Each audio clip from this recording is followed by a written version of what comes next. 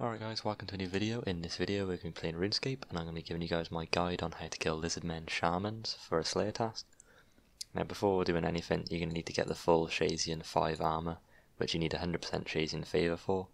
You're going to need to get 100% Shazian favor to even kill the Shamans in the first place, so I'll show you guys how to get that armor now. I'm just going to pull up the minimap. We're here in Zaya, we're at the Shazian house. The fastest way to get here is with the Xeric's talisman, the first teleport. There's also a fairy ring to get here, or worst case scenario, you can teleport to Port Sarim and run all the way down, which is not recommended. But anyway, we're going to be going to this little circle here on the map next to the combat ring. It's got this like purple thing called End Task on it, and essentially you're just going to go there with combat gear ready, and you need to be killing 5 of each tier soldier to get each piece of armor. So there's tier 1 soldier, tier 5, 4, 3, 2. Basically, you start on tier 1, kill him 5 times, pick up all his gear, kill the second one 5 times, the third one, the fourth one, and then kill the fifth one 5 times, and you should end up with full Shazian armor like this. Alright, so once you've got your full Shazian armor, you're going to want to head and equip all of that. Basically you need this because it completely negates one of the attacks that the shamans will use. If you don't have it, you basically just get smacked for 20s all the time and it's not a fun time at all. So unfortunate because you can't use a Slayer helm, but that's what you're going to need. Now going over the gear setups, you're going to want to use range for this. I recommend at least 75. Just get your hours accumulator, get your blowpipe, get your best ring, necklace and blessing. I'm using a necklace of anguish, you can use a glory, it doesn't matter. Archer's ring, blessing, accumulator. Now for the blowpipe I'm using adamant dart. I did use mithril before, but honestly the step up to adamant, you just shred them so much faster. And I know it costs more, but if you end up getting a dragon warhammer drop, that extra cost is going to be like completely negligible in the end. So this is basically the gear setup I'm going to be using here. So full Shazian, ring, necklace, accumulator, blowpipe and blessing. Now for the inventory setup, very simple. I use 2 ranging potions, 2 stamina potions, 8 super restores. You can bring 6 for your first trip if you want, just to feel things out, so you can bring more food with you, but I use 8. You're going to want to bring some sort of anti-poison. I have antidotes. Regular anti-poisons are fine. Antidote plus plus, obviously, though, is the best. And in terms of potions, that's basically it. I like to drink a stamina potion before I leave, so I'm going to go ahead and do that now, just so I have one running while I'm travelling to where we need to go. I bring high alch runes as well. You don't have to bring them. I just bring, 50 casts of high alch. You don't particularly need it, to be honest. You only alch a few things per run, but for the rest of inventory, I'm just going to bring sharks. You kind of want good food here because you can get smacked quite badly. If you mess up, you can get quite heavily damaged. So this is how my inventory is looking. You can bring an emergency teleport if you want to. I'll bring one just for the sake of the video.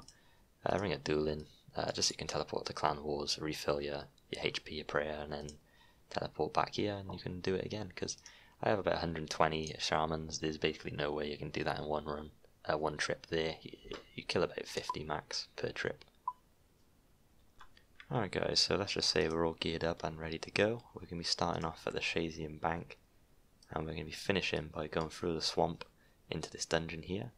It's quite simple. You can literally just follow the path pretty much all the way there, but I'll do the run myself just so you guys can see.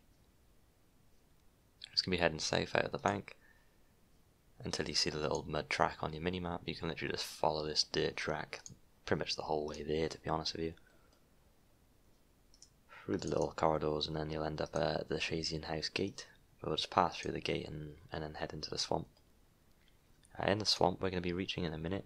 There will be a couple enemies in there. They're only like level 70 combat. You can pre-range running past them if you really want to, but they're going to hit for like a 5 at most. It's probably not worth it, to be honest. I mean, if you're using a blowpipe, the second you get in you can just spec and get your health back. So when we hit the crossroads, just keep heading west over this little bridge. And then the path splits up, but they all go the same way. You can just take the route I'm taking here if you want. I'll try to get a stamina potion just so I can get there quicker for you guys. Obviously you would want to save him personally. You can see here, all the paths lead to this centre, which is like right next to the dungeon. So if you do mess up, it literally doesn't even matter. You can see the Lizardman Brute, level 73. They're trying their best to do some damage, but not really. Keep heading west after you've followed the path, and then you can see the dungeon on the minimap. Lizardman Lair. You just need to enter that, and then hiya, we're here. There's a couple of rooms in here. I just head dead south from entrance, and this is the room we're going to be going in. 2 Lizardman Shamans, which I just walked into, and I'm now getting battered. Yeah. It is awkward to commentate this, but they do have a few different attacks. They have a range attack, which we'll be putting range for the whole time. A melee attack, which you'll only do if you get close. They'll do a jump attack if you're anywhere in the middle of the room. So if you stand on the very outer edge of the room, they'll never do that attack. And they also have these like blue minions that'll spawn in and they'll run at you and explode after a couple seconds. It's kind of hard to say how to dodge them. You just gotta wait a couple seconds and then run across the room. They have a 2-block like radius of how they can hit you, so a 2-tile radius. But when you're ready to give these guys a try, you just want to head in, pray range, and then stick to the outer edge. So quick prayers on, go on in, take your potions, range in, stamina, antidote, and you can just range them down. You can see he's just doing a normal range attack, and he can't jump on me because I'm stood on the outer edge. So the only thing he can do is when he raises his arms like that, and these blue minions. Now you want to run, but if I stand still, you can see they explode and deal damage. I'm actually not going to tackle them, and then just run away, and you can see they explode, and I take no damage.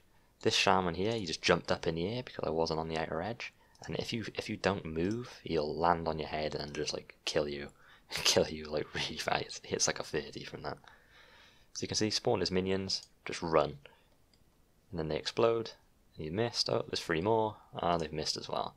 And because I'm on the outer edge, there's no risk of him jumping up in the air. So the only thing you have to worry about really is those blue minions. You can see there he's done a jump. You just move out of the way and you'll land in the exact block where you were stood before he jumped.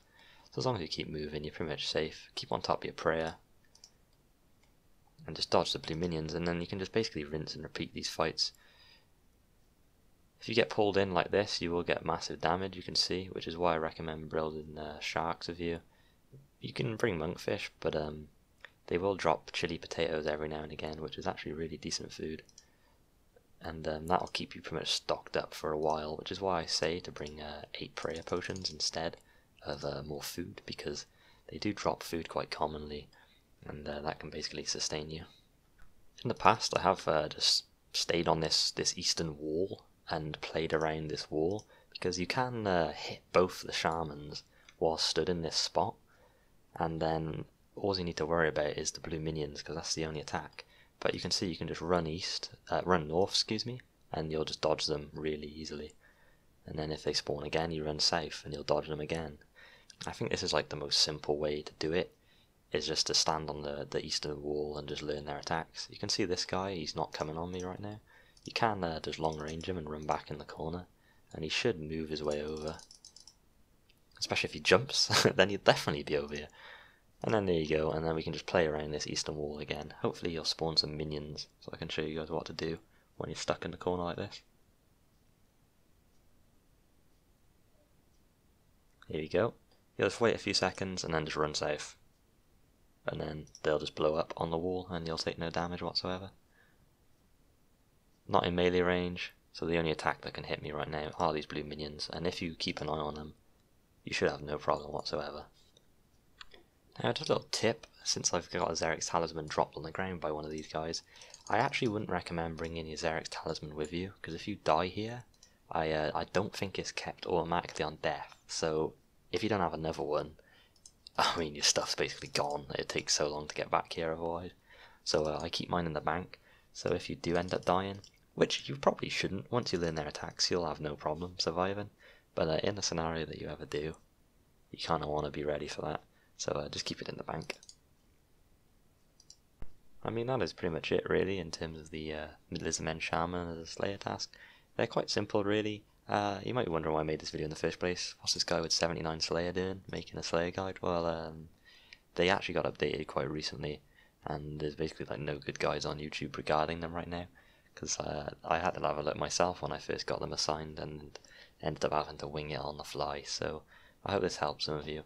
If there's anything I've missed, just leave me a comment below. I'll pin that comment for you, and just so others can see it and help them out as well. So I hope you guys enjoyed this video, and I'll see you guys next time.